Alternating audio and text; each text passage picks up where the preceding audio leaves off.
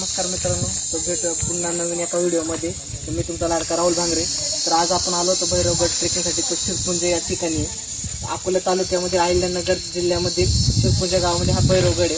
खूप अप्रतिम आणि सुंदर असा वरती डोंगर आहे आणि भैरवनाथाची मूर्ती आहे. गुफेमध्ये कुंड आहे, भरपूर घनचक्कर असं डोंगर रांग आहे.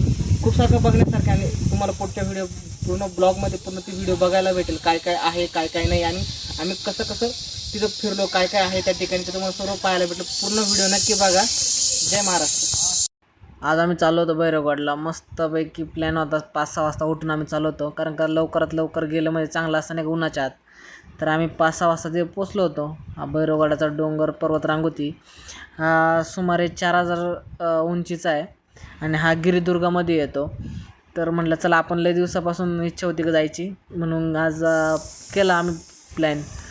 तर हा त्याचं प्रवेशद्वार आहे. शिरपुंज गावातून त्याला जायला लागतं. तर महाराष्ट्रामध्ये ना एकूण आहे ना 6 भैरवगड आहेत.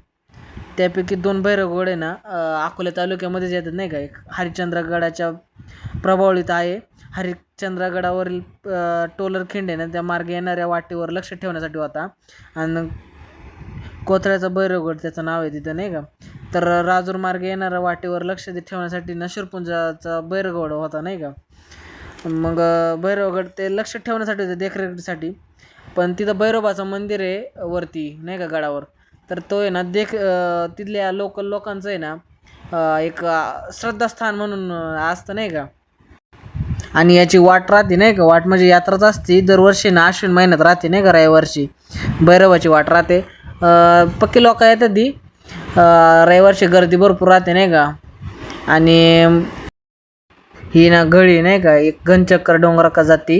ही घनचक्कर डोंगराची पायऱ्या आहेत, शिड्या. इकडं हरिश्चंद्रगड आहे.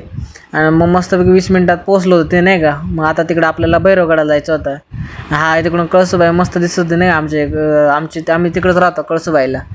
ही कळसूबाई आणि घनचक्कर पर्वत रांगे इथून नाही का सर्वात लांबीच्या शिड्या आहेत तिथं. आणि मग आपण कातळा कोरीव त्या याच्यात पायऱ्यामधून मस्तपैकी आम्ही भैरवगडा म्हणजे मंदिराकडे चाललो होतो. गुफेमध्ये मंदिर आहे ते. हा एक प्रवेशद्वार आहे वरती नाही का भैरवगडाचा. मस्तपैकी तुम्ही व्ह्यू शूट वगैरे केला नाही का भैरवगडाचा. मस्त शिरपुंज गावाचं तिकडं व्ह्यू दिसत होता. इकडं हरिश्चंद्र, टोलरखिंड, कुमशेत हे बरेच असे गाव आहेत. परत तिकडं फोपसंडी वगैरे ह्या शिरपुंज गावाचा व्ह्यू दिसत होता. मस्त तिथे कोरीव कातळ शिल्प होते नाही का. त्यात जणू इतिहासच होता भैरवाचा नाही का, भैरवगडाचा.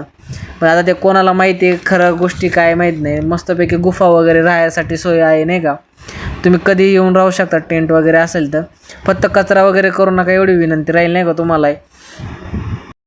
त्याबरोबर नाही का ते पाण्याची टाके पण आहेत नाही का. 5-6 भरपूर ठिकाणी टाके आहेत नाही का. असे 4-4, 5-5 टाके आहेत. आणि 2-3 ठिकाणी ना मस्तपैकी आम्ही नंतर ते टाके वगैरे पाहून मस्तपैकी मंदिरात गेलो नाही का.